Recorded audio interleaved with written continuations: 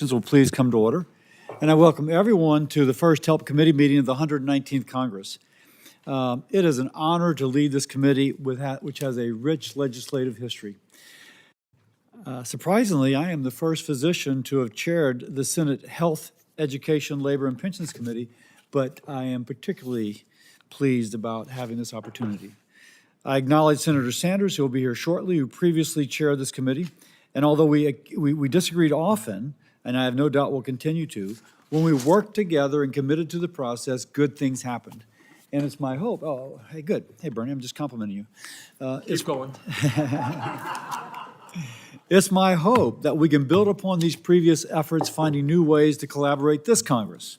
I welcome new members, Senators Hawley, Banks, Crapo, Blackburn for the moment, Kim, Blunt, Rochester, and to have a little bit of a pun, also Brooks. We're excited to have you back, and we're excited to have all the other members.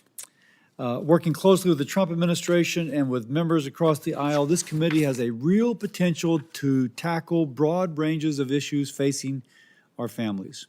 One issue where we can find common ground is addressing the high cost of prescription drugs. Last Congress, we passed the PBM Reform Act, reforming malaligned incentives for PBMs and ensuring that 100% of drug discounts are passed to the patient. We also passed legislation to bring lower-cost generic drugs more quickly to market so that Americans can access these drugs at an affordable price. Although these did not pass last Congress, we will continue to advance them this Congress. When it comes to solving the nation's education woes, the committee must look at the severity of declining child literacy and the long-term effects of that. 2/3 of U.S. public school students cannot read proficiently in fourth grade. 40% are essentially non-readers. Now, students who cannot read are less likely to graduate from high school, more likely to be incarcerated. Without a literate workforce, we cannot fill the over 8 million jobs currently open. We cannot adequately staff the military. By the way, a passion of mine related to this is the issue of dyslexia. 1/5 of us in this room are dyslexic. And it nothing to do with your intelligence, just the way that you read. If we don't address it, though, that child's future is impaired, and if we do, that child reaches her or his potential. It is 20% of us. It is something we must address. We will examine this and work with local and state partners to improve literacy nationwide and to address literacy. One other thing.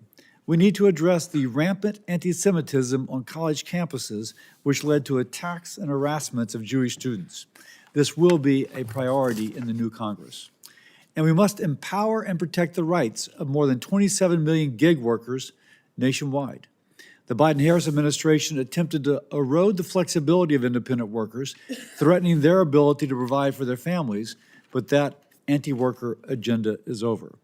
We have to find ways to protect gig flexibility while increasing worker access to portable benefits like retirement and health care.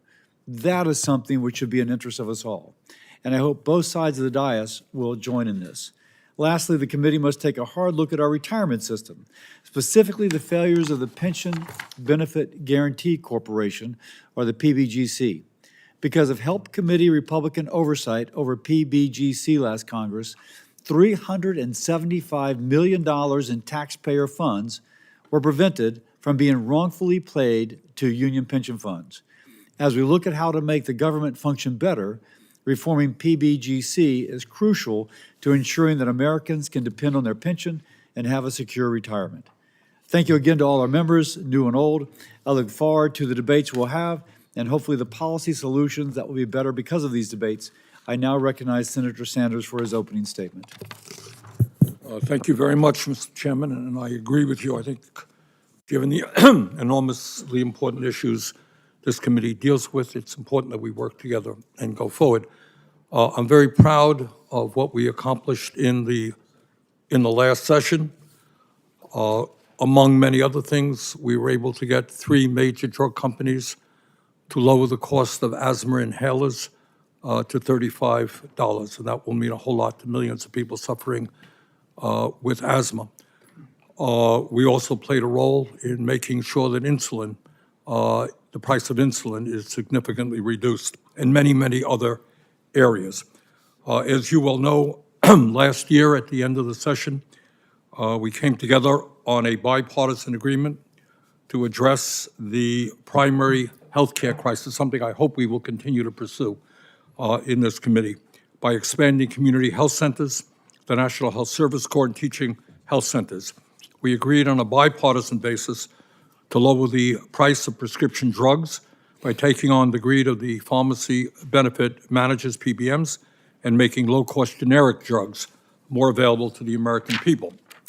We agreed in that legislation on a bipartisan basis to reauthorize, expand, and strengthen the SUPPORT Act, the Older Americans Act, the Pandemic Preparedness Bill, and the Workforce Innovation and Opportunity Act, among many other things. Those are important things that we accomplished. Unfortunately, many of the bills that we had bipartisan agreement on did not make it into the CR.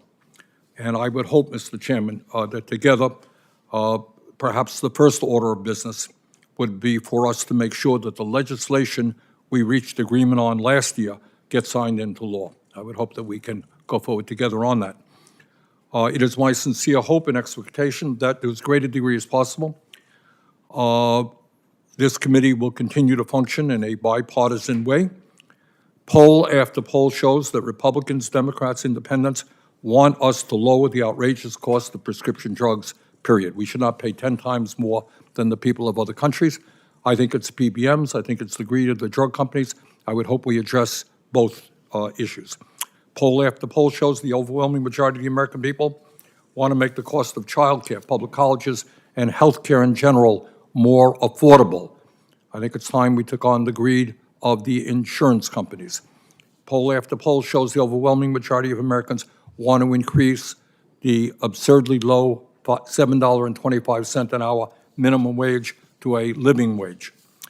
I have heard from senators on both sides of the aisle about the need to address the massive shortage of primary care doctors, nurses, dentists, mental health counselors, and other primary care workers. I don't think there's any debate on that. We had a really good hearing on it.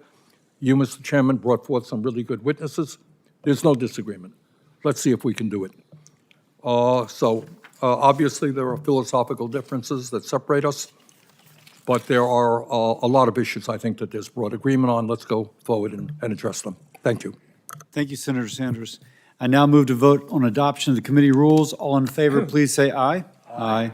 All opposed, please say nay. The ayes have it. The rules are adopted. The Health Committee shall stand adjourned.